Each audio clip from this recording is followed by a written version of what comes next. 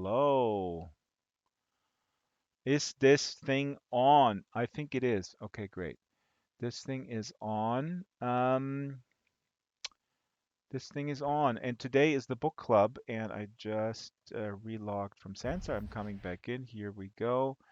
I'm going to the event. I'm going to the events tab, and I'm going into the event. Today is show number 38, and the topic is selected shorts, which is interesting. Okay, I'll throw it back from the. I will throw it back the from the placeholder image in just a second. Here we go. Well, hello there and welcome to. Oops, I should put my mic on. Hello there and welcome to the Drax Files Book Club. My name is Draxter, and I am in fact totally alone today in my Pride outfit. I'm totally alone in my basement. What does this tell you that this is the end of people reading as we know it? I would say that that end it has already arrived, or that issue is one that I keep talking about nonstop. But yeah, I'm alone in my basement. Look at this. I'm looking around. There's absolutely nobody here. Just a whole bunch of books. Just me. And Klopstock Sandalwood from Second Life was just here, but he has to go to lunch. I suppose he's on the East Coast. Um, Now today's topic is selected shorts.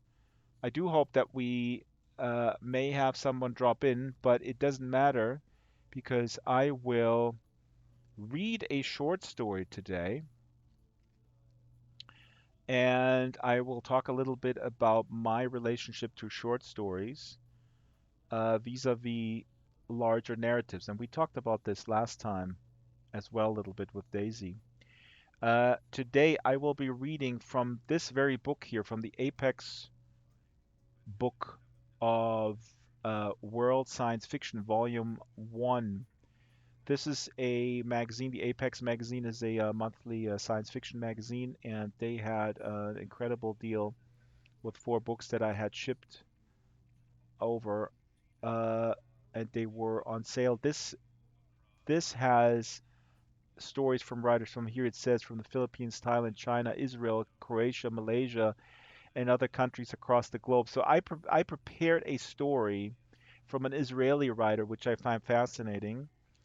But since nobody is here and I know the story, I think I'm going to take a slight risk in reading the next story that's in the book, a story that I have not read. But given the quality of the stories in this book, I think I'm gonna take that chance.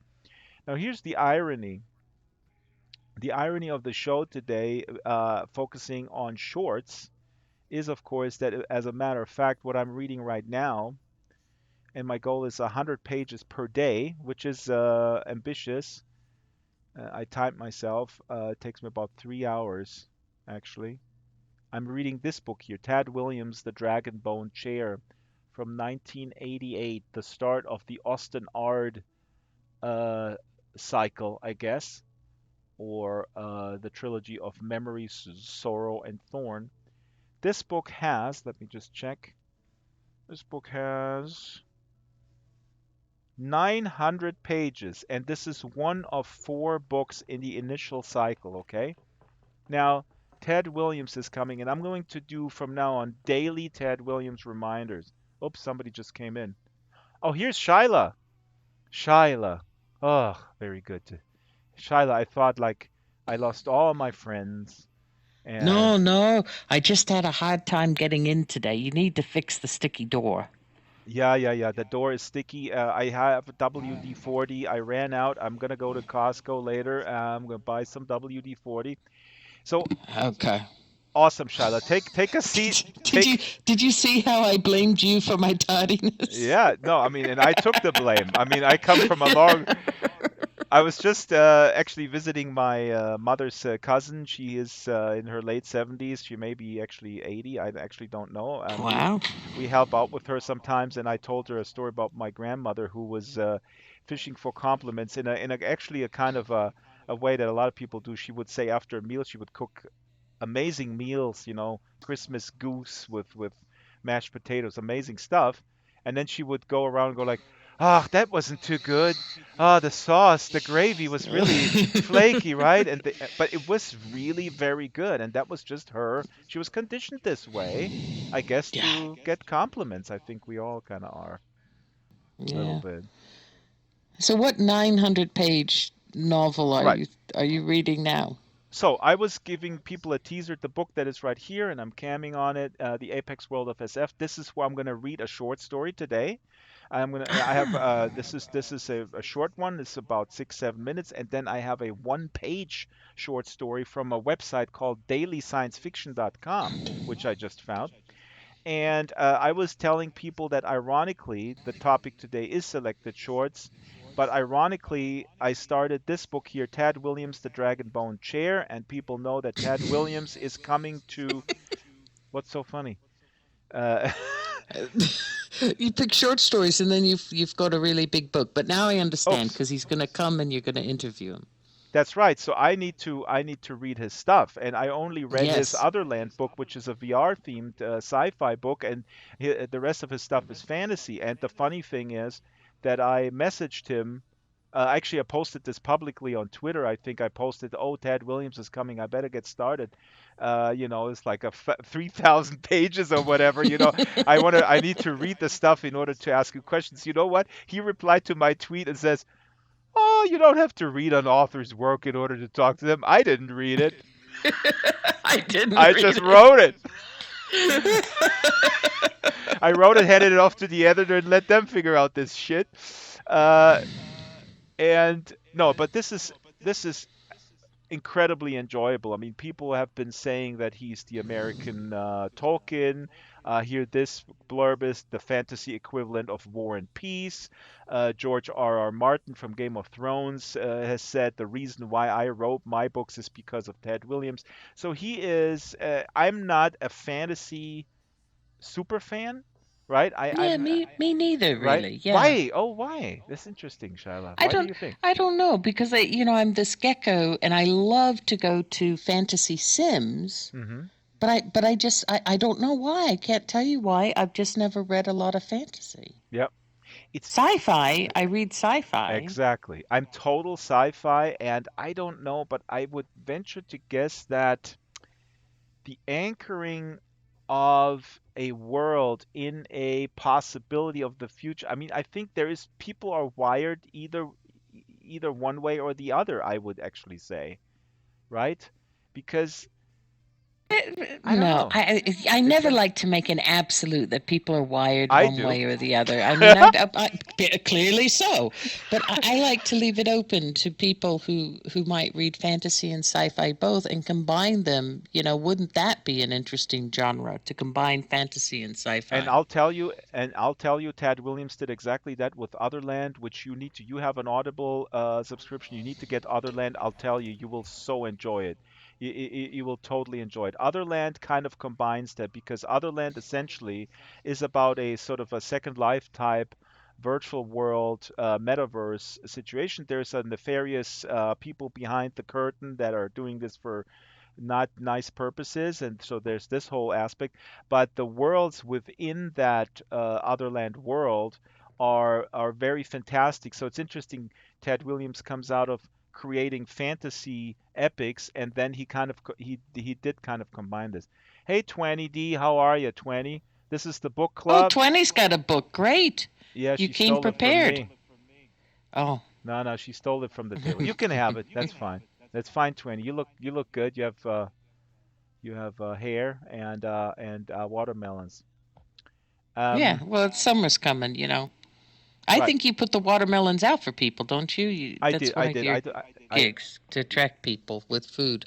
yeah, yeah, with food, and then I attract them, and then I keep them with lectures. Yeah. So to wrap this up here with Ted Williams, I'm reading the Dragon Bone Chair. It's very enjoyable. Has a wonderful 14-year-old character at the center who is in this universe. There's a lot of humor there.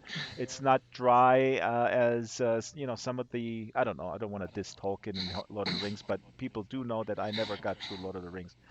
But yeah, so today short stories. What's the appeal of oh, my last sentence, and we touched about this last time.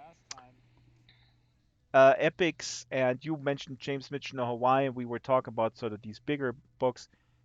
The appeal, of course, I think is clear, is that when you love the world that's being created, or if it's a real world like in the Hawaii or other historical fiction, you don't want to leave that world. That's what is appealing to bigger uh, novels.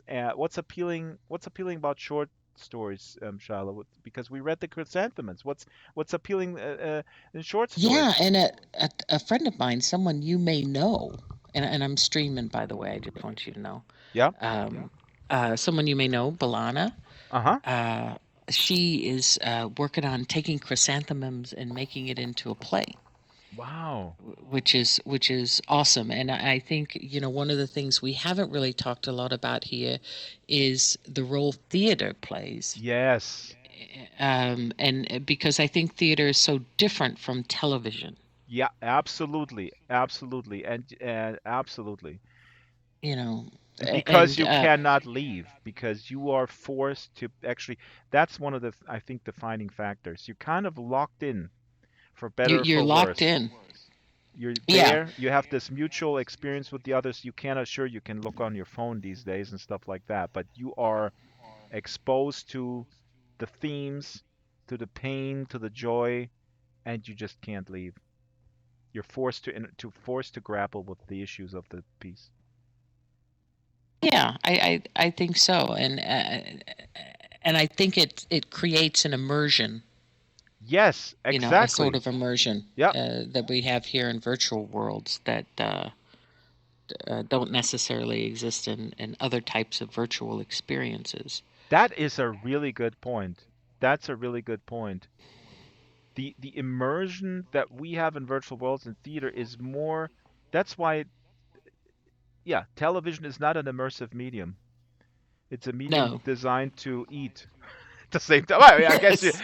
I guess you can I'm eat while watching you're, TV. Go get some popcorn or go get some chips. I mean, if you're not in the headset, you can eat too while you're in Second Life watching your avatar dance, for example.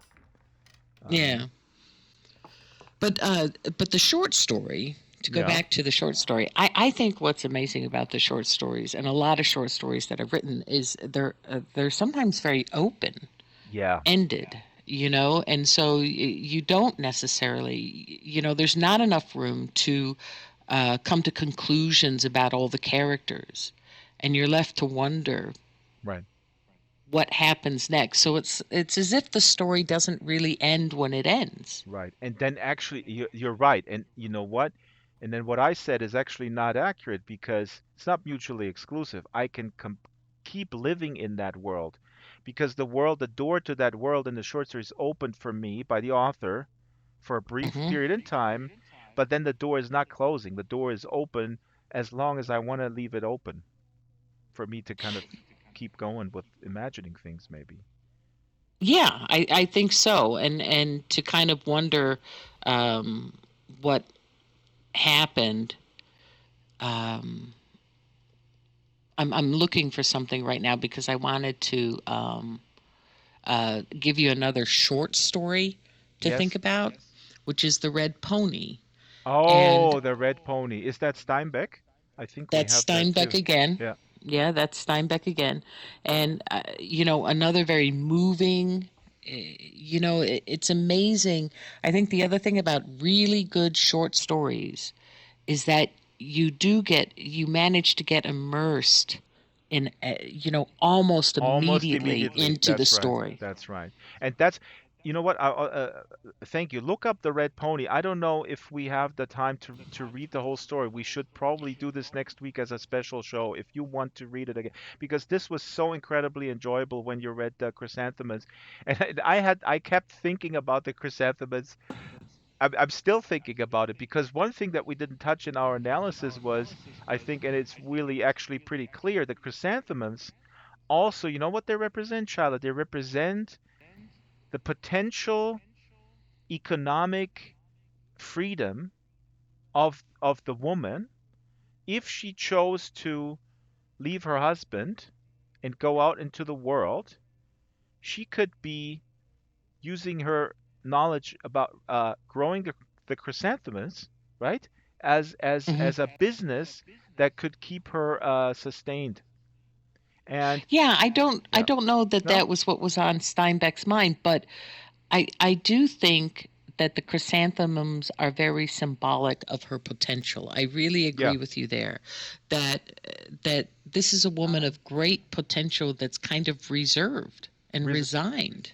it's also, as we established, the sign of the times, but Hmm. the economic dependency or the perception of economic dependency, that was a real thing for women, um, uh, And this idea, that in the she's going 30s.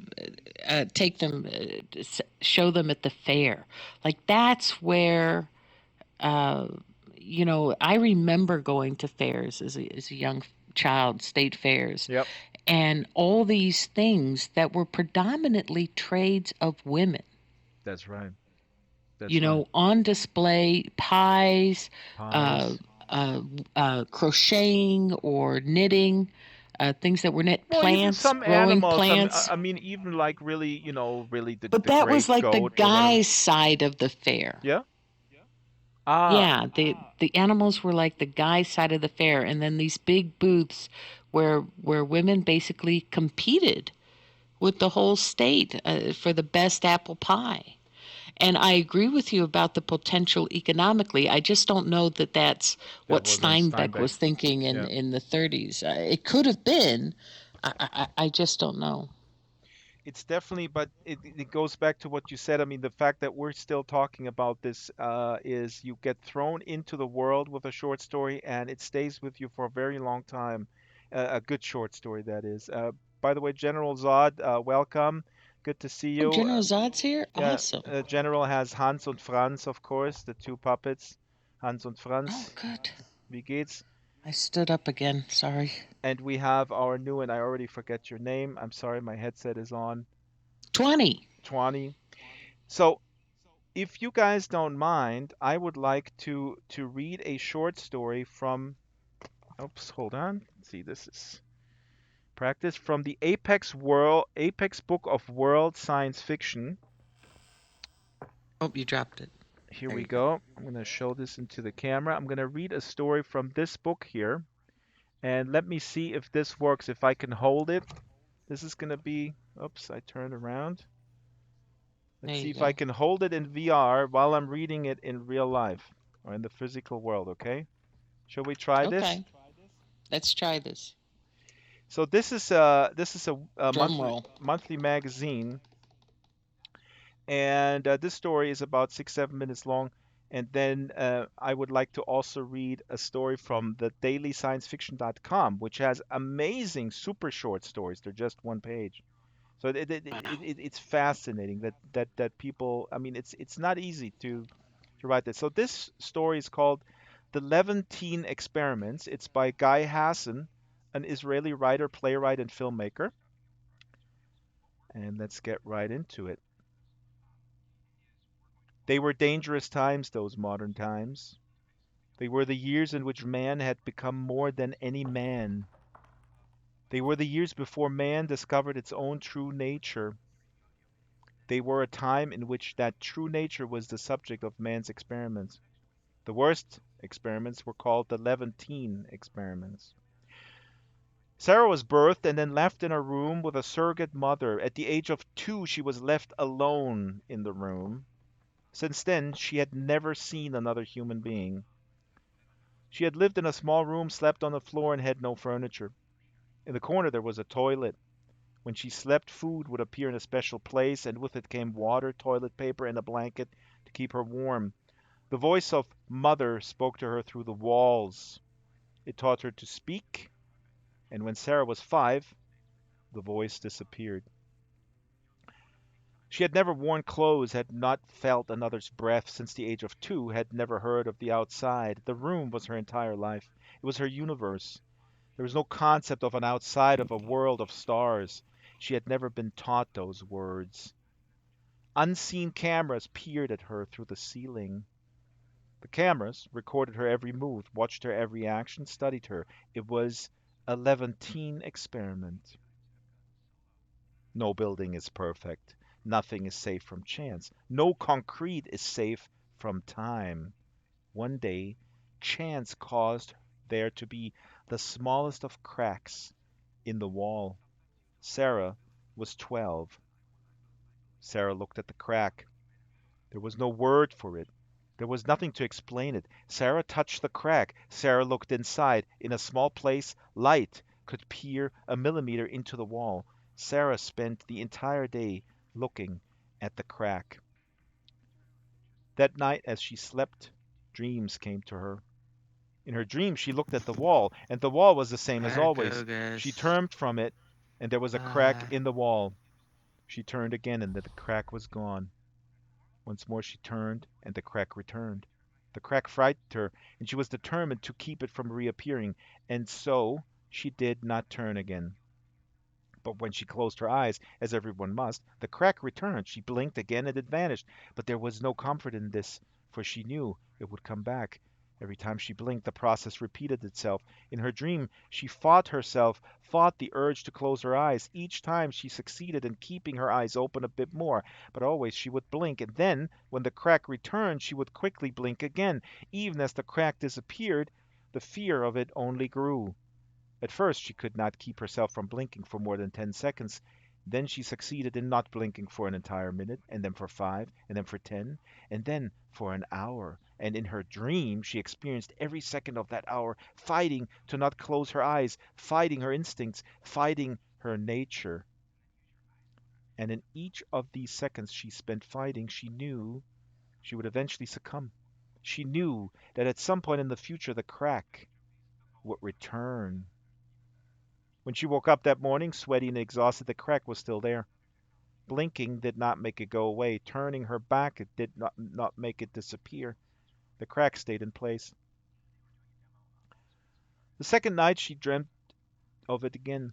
This time it did not disappear. She would blink and it would not go away. She would turn around and it would not vanish. She would try closing her eyes for a second, but it would always remain. She tried closing her eyes for a few more seconds, but it was still there.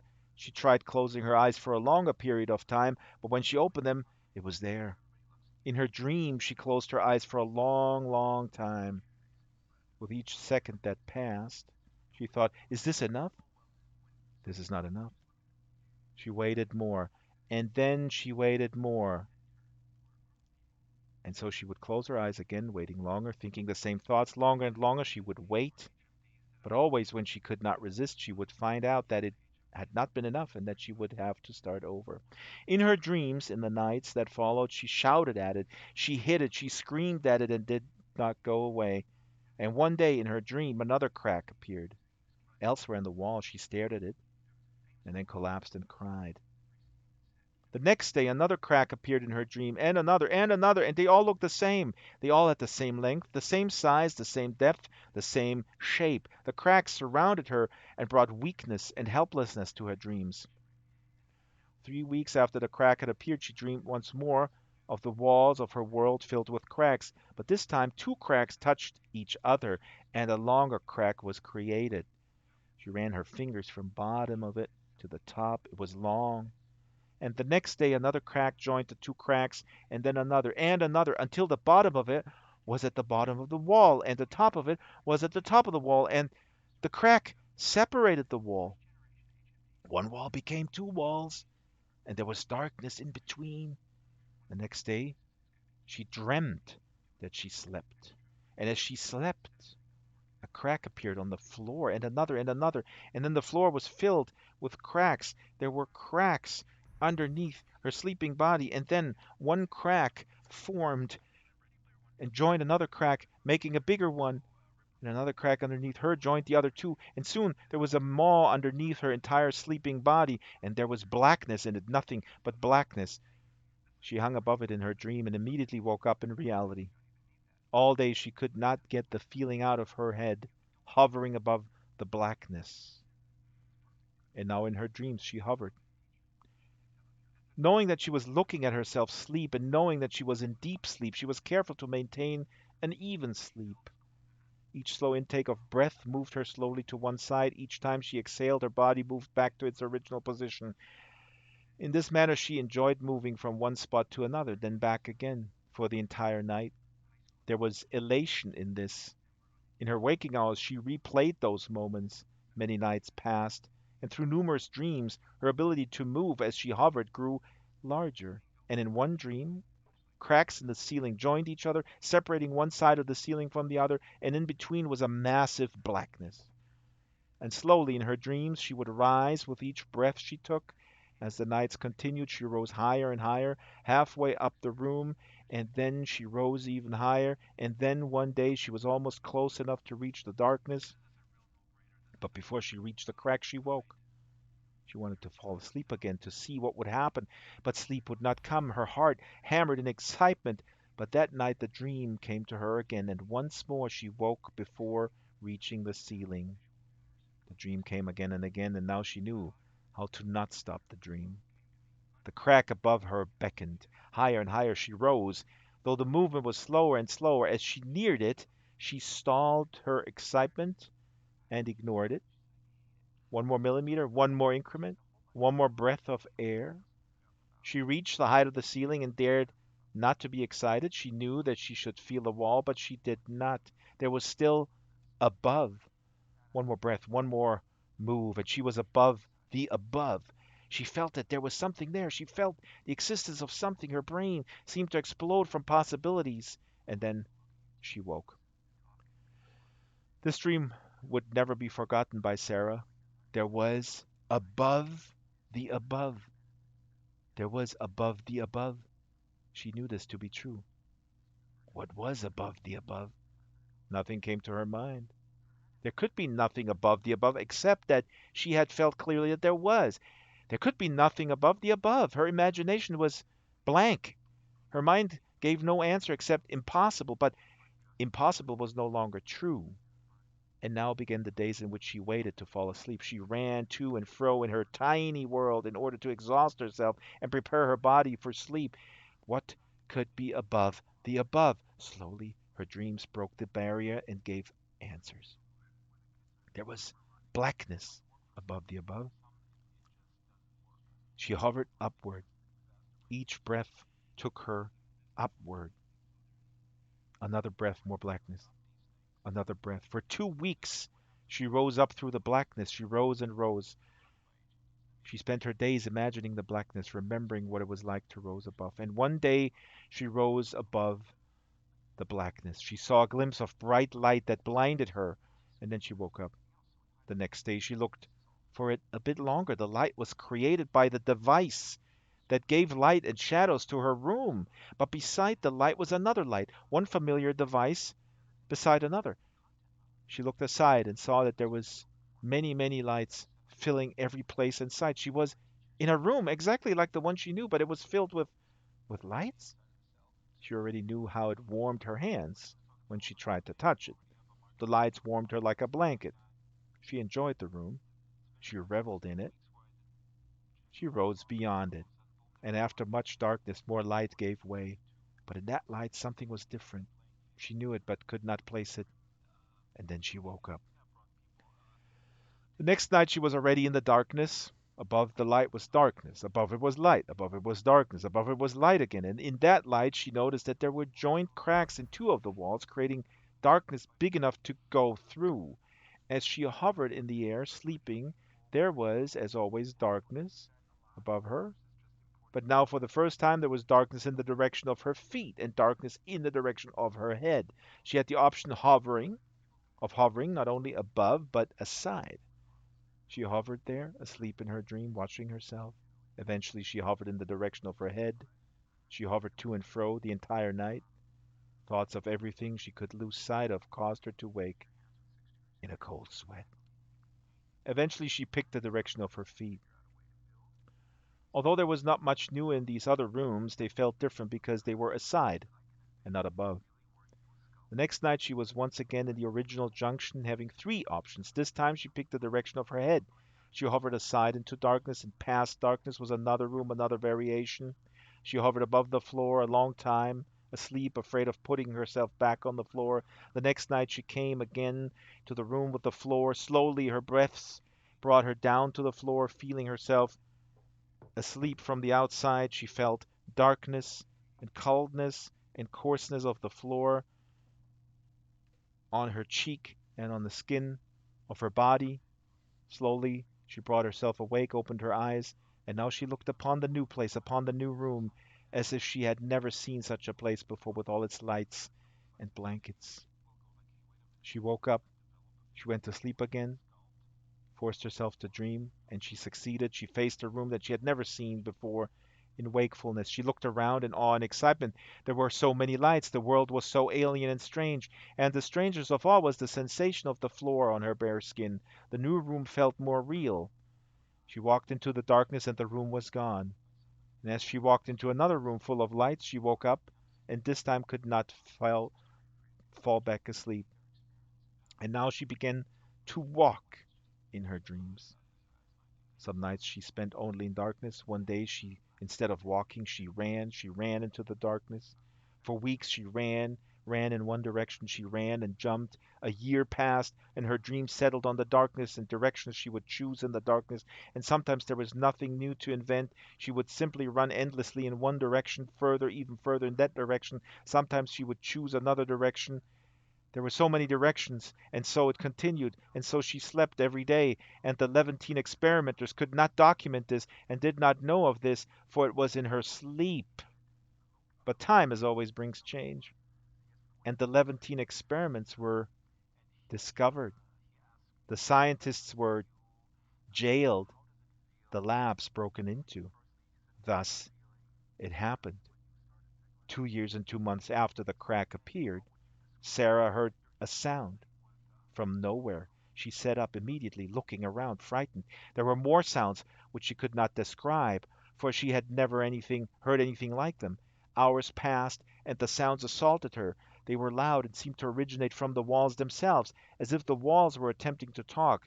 Sarah clung to the wall farthest from the sound, and there she noticed that the opposite wall was beginning to shake. It moved slightly with each sound. The sounds were getting harsher and clearer, and each time bang, they became bang, shorter bang. Her breath caught with another sound. The crack widened. Sarah straightened, her body taut, staring at the light coming through. Another sound. The crack widened. "Don't worry," a voice said.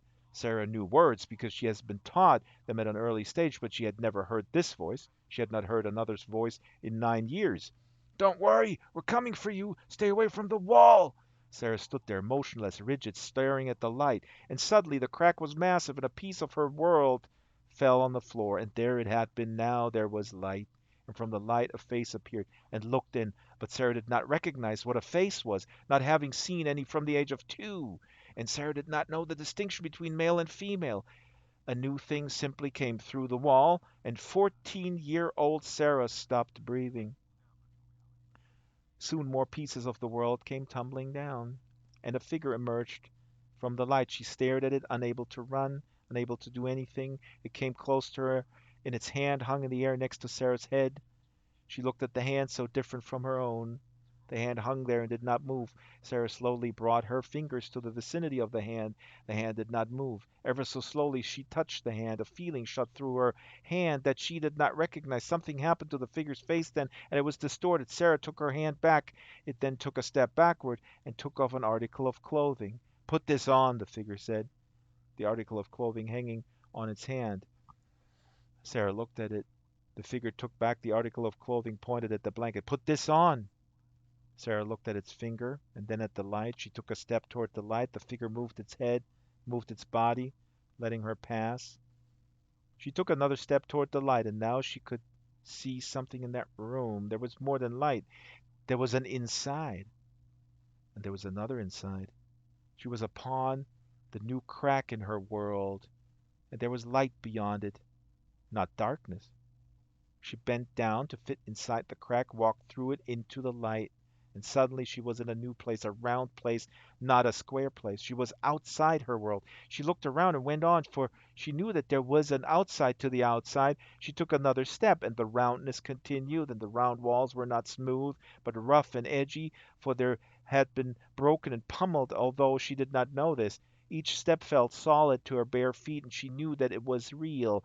There were lights placed on the new round place, and with every outside there was a new light, and with every outside there was another feeling beneath her feet, a feeling of realness. And then there was a new side, as round and close wall gave room to a massive place, square, leading in two directions. Lights hung from above in straight lines, pointing in both directions. Sarah stood there and could not decide. The figure was beside her, she noticed, pointing in both directions. Oh, sorry. Uh, it pointed in one of the directions and took a step. Sarah took a step in that direction, another step, and another step, and she knew she could run now, for that was her dream. She closed her eyes to bring darkness, and then she ran and ran and ran. Behind her, the figure shouted, "Hey! Hey!" She ran and she ran, her eyes closed, running through darkness, and then her head received a blow and she was thrown backward onto the ground. "Don't run from me!" the figure said when she woke up. "We're the good guys." She was up, she looked around. There was a vast space in one direction. Immediately she closed her eyes and ran. She ran, and it almost felt like a dream. She ran, and her entire body felt pain, was thrown backward. The figure helped her up, but this time it held her tightly, not letting her run, and it walked with her through rooms of light until there was a room of light and many people. And thus Sarah was rescued and brought into the outside world. As the days passed, she received supervision. It was explained to her what had happened to her. Everything was explained to her, the nature of other people, the nature of the world, the big city, the roads, the rooms, the cars, the stars, the sun. It was endlessly explained to her, and eventually she understood everything. But that did not interest her. She searched for big spaces. They brought her to fields and stadiums. They brought her to the sea and to the desert, but it was never big enough. She discovered that walking in light was not the same as walking in dark, for she could always see the limits, she could always see the end. Running in the light was not the same as running in the dark. She spent her days looking for a truly dark place, but the nights were full of light and never really dark, and closed empty rooms with the light of were never really dark either. Always she could make out something, and so it was the room of light and not a room of dark. It was never perfect. And the fact that there was no endless place in which she could run in the dark haunted her. She knew that there was something wrong with this world, as there was with the world she had known prior. This world was not right. It was an even bigger prison than the one she had left. There was no real dark in this world, and no real endlessness in this world.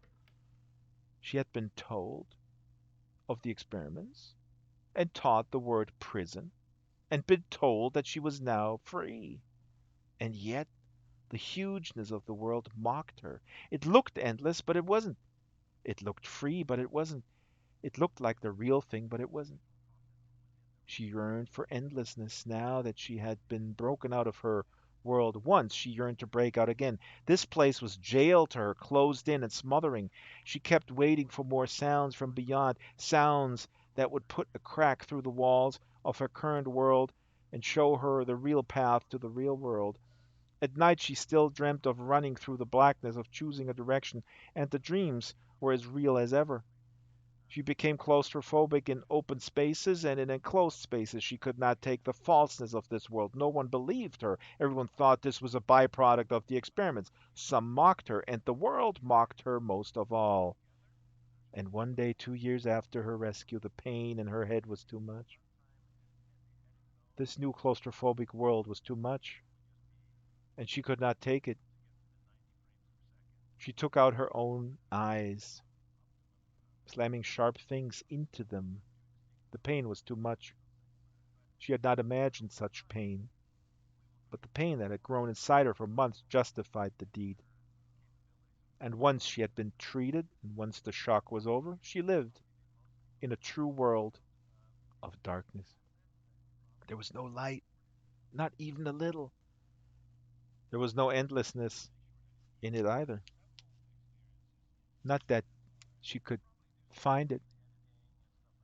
It still seemed that she was in a room, for she would always bump into something. And even when she knew herself to be outside in a vast space, that space was limited. And yet each step was taken in true darkness, and each next step could be the one, the true step leading her away. She was closer to the real world now, closer than the other people, closer than she ever had been.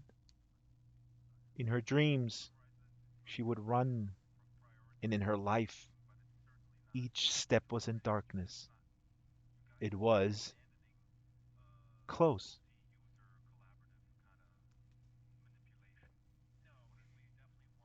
The Levantine Experiments by Guy Hassan. Wow. Pretty cool, huh? Wow. I did not expect that twist at the end. You know, I I think on the page prior I thought the way the only way is to rid herself of eyesight. I saw it coming at the very end. It's so logical.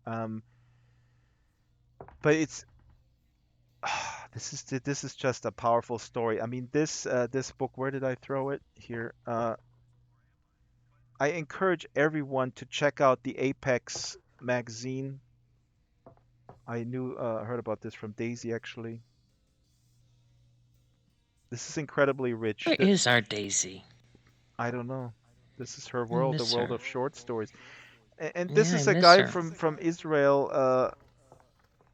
Yeah, we miss Daisy, but Daisy is writing actually. She told me she is writing, so it's Oh, good that fantastic. she's in the zone. Um, this is a great example of something that stays with you. The theme, the philosophical theme of being in a prison and then being released from prison and then perceiving the world as a prison because you dream of endlessness and the world is not endless and those kind of things. Uh, yeah, Not only do you dream of it, but it's the only concept you can fathom. yeah. It's very attached. It's not like there's two kinds of dreams. There's dreams that you might forget, and then there's those archetypical dreams that just seem to stay with you for life, and they kind of repeat. You know. I also think that one of because you're mentioning this, the imagining. This story is also about the lack of imagination that the rescuers of this girl have. The girl is obviously being born into captivity for some experiment that we don't know. Maybe, experimenting human experiments. How do kids growing up in completely devoid of social interaction? What is happening to them? That's probably the nature of this experiment. The people who rescue and free her, liberate her, they feel they liberated her, Right. and But they didn't. they didn't, and they don't understand why she feels that she is still in a different type of prison.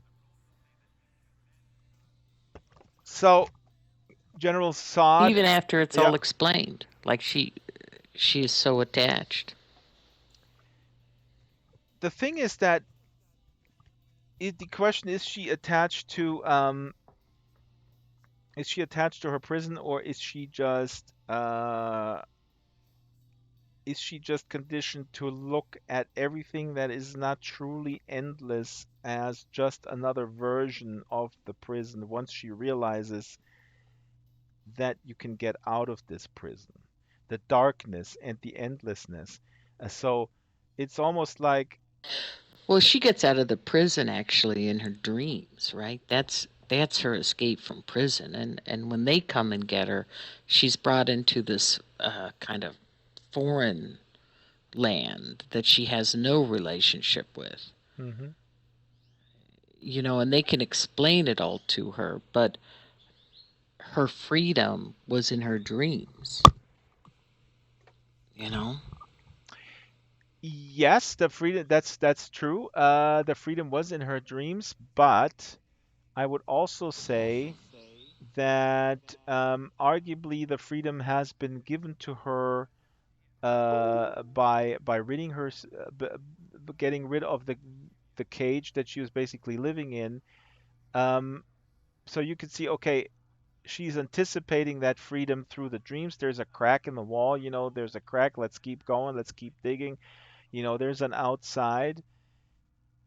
I, what this says to me is that I don't know. It's the age-old question almost. If you're ignorant of what's out there, are you happier than somebody who is always looking for the next new thing? That's yeah. You should know this, the storm chaser. Shouldn't you be happier with not knowing that there's a storm, or that's what that story is about to me on some level, I guess. You know. Interesting. Like, she's, yeah, I'm not saying she's happy in that, I mean, it's a cruel experiment, but we don't know. I mean, it's kind of left open. She's just, that's all she knows. That's all she, maybe that's, for her, it's like, okay, that's what it is. But then in her dreams appeared the cracks. So I guess her mind is asking questions. Is that all there is to it? Yeah. Yeah. And I like the fact that the researchers can't see that this is happening. Yeah. They don't know that she's found this freedom at night, and that I'm wondering how she knows when it's night. Ah, that's a good You know, question it's, because she shouldn't know that you mean she shouldn't have a concept of it, kind of. no, because she's just in this dark room. General Saad, Ava, you can chime in the text if you're interested. Today is the book club, of course, where we talk about whoops, not television. Yeah. And today is the short story, celebrating the short story. And now, I'm going to go to the website dailysciencefiction.com and I'm going to hit on the right side, dailysciencefiction.com, as the title of this website suggests. They have daily science fiction stories. And I'm going to press the random story button right now. Okay. And here is a story Mhm. called My Little Danger Stranger. My, Danger, stranger. yep. My Little, Oh, they taught me that in school. Stranger, danger. yes. Yep. But this That, is danger, stranger. So yep. maybe it's the opposite. They still do that. It's a play on Yeah, words. This is by yeah. Anna Ziegelhoff. And this is literally one paragraph. I was adopted. I know everyone thinks that when they're 13, but I'm serious. And here's why. Firstly, my parents aren't even machines. Me, I'm a machine. But mom says not to let anyone know because that was a thing once and it's not anymore. And she says I've been ruled illegal. Dad calls me his little danger stranger. Thanks, Dad. Secondly, I found this book lying around, not exactly lying around. It was tucked away into second row in mom's library. I sometimes go in there when she's not home. An older book. The threat is gone now, of course, but this book was published when everyone thought machines were really dangerous. Like, how can you even build something that becomes really dangerous to yourself? So, anyway, the book had mom's anger scrawl all over its pages. She probably read it right around the time I was adopted and hated everyone a lot for hating machines. My parents seem to like me, so that's cool. Thirdly, mom and dad are kind of like these hippies who love everyone and talk about spirit and so on. And mom works as a philosopher, so she thinks about spirit and so on even more than normal people. So I think when machines like me became illegal because someone figured we might be a threat, like more than all the other threats, that are machines without a spirit, like cars. Mom and dad adopted me because they thought I had a spirit, which I guess I do, and they care a lot about that. And fourth, this was kind of hard, but I heard mom cry the other night and say to dad that she wished she could have saved more. I don't think she meant money. That is, did you get that, Shyla? I don't think she meant money. But you understand the premise here? Wow. So she is the So the machine. machines have spirits, and they're so human This that is a people want to save them. Yeah, and they were and so this is a great example of a super short story with I don't know. I mean, this is pretty darn brilliant. This just lives on this website by Anna Siegelhoff. I gotta find out who that is. So first person narrative throws you right in. The girl says she's 13 and she's serious that she's adopted, and she brings in fourth proofs, fourth arguments. First, her parents aren't machines, but she is one. Secondly, she found a book that machines were dangerous, but uh, the mom still adopted them, Mm-hmm. and so she was against that classifying the machines. Thirdly, uh, the parents the parents are philosopher hippies, um, and Yeah.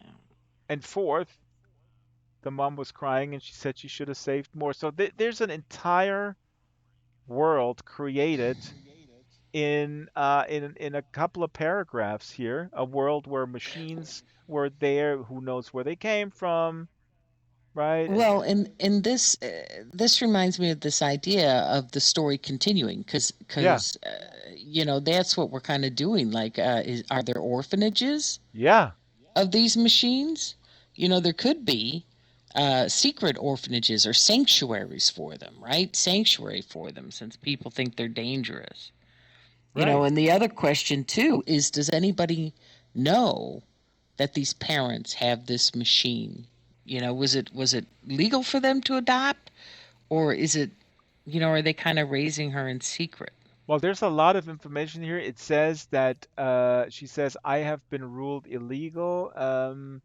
Not let anyone Right. know. That was a thing once, and it's not anymore. So this has Oh, so changed. she's okay now. So Yeah, it's okay now.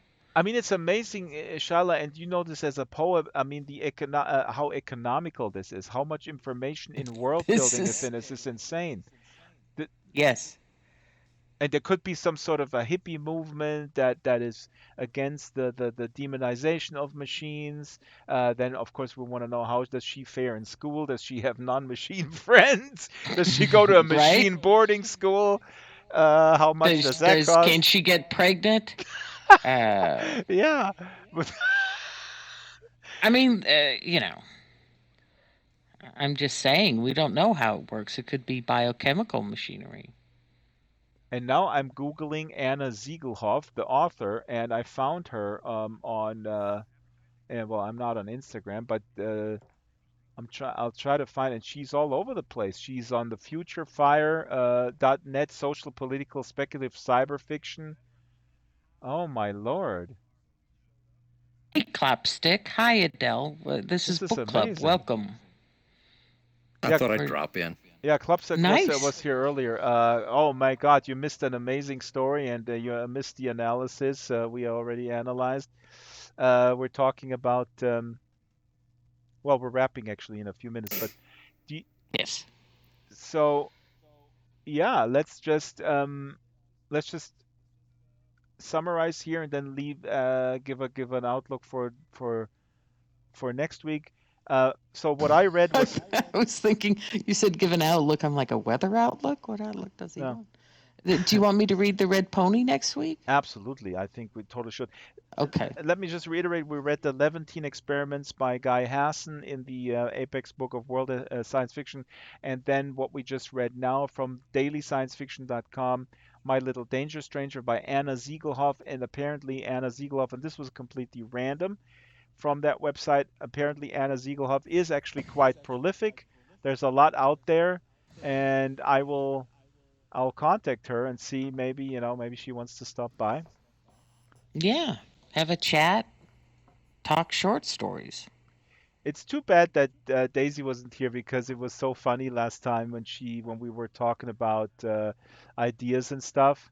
Remember that when I said like, oh yeah, I had these ideas, and she was like, ideas are, there's a lot of ideas, but it's about the execution, and it's so true. I mean, a brilliant idea is worth absolutely nothing if you can't whip it into form.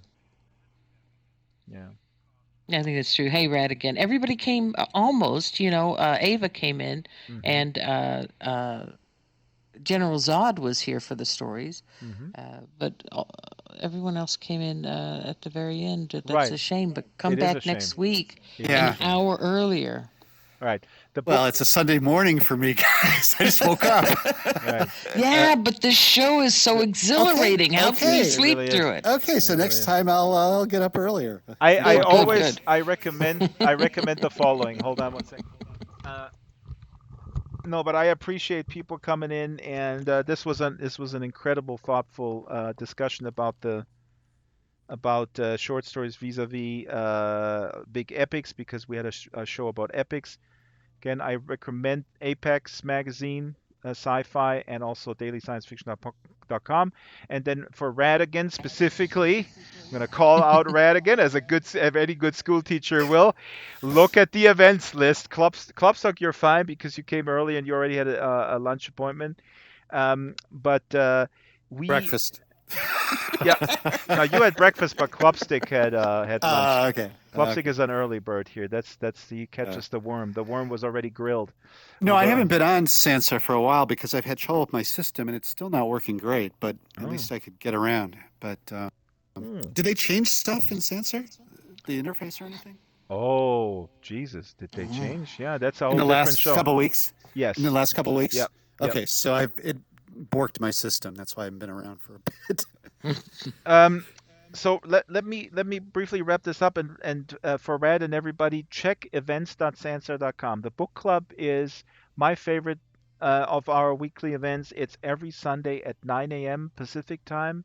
Every Sunday 9 a.m. and it's on events.sansa.com, and we discuss in our Discord, in the 114 Harvest Discord, which you can get an invite if you walk through the trigger volume out there. You'll get a prompt in your local chat and you can join the 114 Harvest Discord. We have awesome discussions around books and the other stuff. And so let me just say two more things. We have special guests. We had Liz Jensen, best-selling author Liz Jensen, did a special Hmm. appearance on climate fiction. She gave us like a primer on climate fiction. And then book club related, of course, Tad Williams, author of Otherland and the Dragonbone Chair, Austin Art Trilogy. Tad Williams. Yes, folks, if you don't know him, that's a shame. If you're in VR and you don't know Tad Williams, uh, the kids will go like, yeah, but he's no Ernie Klein. And you go like, you know what? He wrote about VR before Ernie Klein was even conceived. So Ernie Klein, of course, the author of Ready Player One. Oh, Here's Yes. here's Tad Williams. I've heard of Yep, that. yep. So Ted Williams, Otherland, and Ted Williams will in fact be here. It's not a rumor. He will be at Linden Lab. They bought a red carpet that they're rolling out on Battery Street. Ted Williams will walk on it. He will Awesome. he will en- When? he will enter the halls of Linden Lab. I'm not going to give away when it is because I earlier see this is my mother was a teacher. That's the cruelty of a teacher. I told you guys to go to events.sensor.com. It might be Okay. posted there.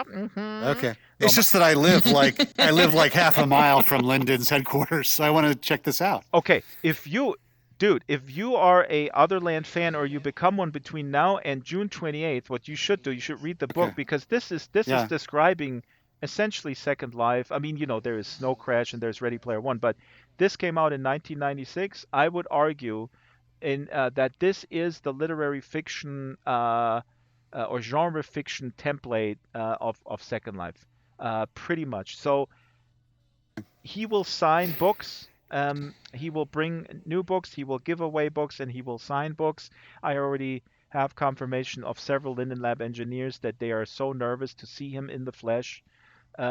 Because when these Linden Lab engineers were just wee little lads, and then they read Ted Williams' Otherland, they were like, "Oh, one day I will become an engineer in the basement in some sort of Silicon Valley platform providing company, and I will be ridiculed that I make worlds, not games. But I don't care because I'm passionate about worlds, and I don't care about games." Um, where was I? Yes, You were talking about some book. right. Next week we're gonna read The Pearl by John Steinbeck, and that's it. And Oh, not the Red Pony? Okay. oh, The Pearl. What am I talking about? The Red Pony. I'm sorry. Of course, Red Pony. Yeah, the Pearl Red is too Pony long. by Steinbeck. Yeah, yeah. Also, Ellen Datlow, who Stephen King. What am I talking about? William Gibson called Alan Datlow. I think without Ellen Datlow, he wouldn't be there or something like that. Ellen Datlow is an editor of horror and science fiction. She is also booked. Ksenia Ansky Wow. from Russia. She is coming live interview. Oh my God, what is all this? Oh, Lara Elena Donnelly is coming as well. Amnesty. Little Miss History is Wow. coming. You have been working overtime. This is an awesome book about a mother with dwarfism with two able-bodied kids. Amazing Ah. by Amber Lee Dodge. I'm interviewing her live at the Edinburgh Book Show, August 24th, and we'll stream it live into Sansar. So there's stuff is happening, folks. Read again, let me tell you, stuff is happening. Lastly, Ket Sparks, Australian superstar science fiction author, is also coming. All these avatars Ah. are made by Ouch. Silas Merlin. They're custom-made avatars, and that's it. Yep. Fantastic. I'm gonna stop the stream now. All right, I'll stop mine.